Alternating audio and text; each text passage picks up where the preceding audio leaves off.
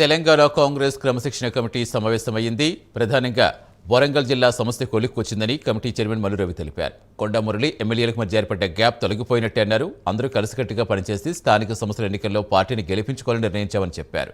Jadcherla MLA అనిరుద్ధి చేసిన వ్యాఖ్యలపై కూడా చర్చించామని, ఆయన వివరణతో కూడా సమసిపోయిందని మల్లు రవి తెలిపారు. ఇక కోమటిరెడ్డి రాజగోపాల్ రెడ్డి ముఖ్యమంత్రి రేవంత్ పై చేసిన వ్యాఖ్యలు తమ దృష్టికి రాలేదని, ఎవరూ ఫిర్యాదు కూడా చేయలేదని మల్లు రవి తెలిపారు. డిసిప్లినరీ కమిటీ మీటింగ్ జరిగింది. 2 గంటలు చర్చ చేయడం జరిగింది. చర్చ అయిన తర్వాత వరంగల్కు సంబంధించినటువంటి ఎమ్మెల్యేలు కొండమురళి గారి సబ్జెక్టుని ఒక కొలిక్కి తీసుకొని రావటం జరిగింది.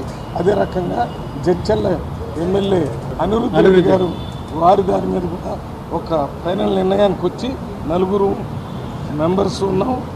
మళ్ళీ నేను అందరం యునానిమస్గా ఒక నిర్ణయానికి వచ్చాం. భవిష్యత్తులో కాంగ్రెస్ పార్టీ కోసం కలిసికట్టుగా పనిచేయడానికి ఒప్పుకున్నారు కాబట్టి ఈ నిర్ణయం జరిగింది. ఈ విషయాన్ని మేము పిసిసి ప్రెసిడెంట్ మీనాక్షి నటరాజన్ గారు, సీఎం గారు వారి దృష్టికి తీసుకుని మీకు వివరాలన్నీ తర్వాత చెప్తాం. కోమటిరెడ్డి రాజగోపాల్ రెడ్డి గారి సబ్జెక్టు ఇంకా మా కమిటీ దృష్టికి రాలేదు. వచ్చిన వెంటనే తెలుసుకొని మాట్లాడి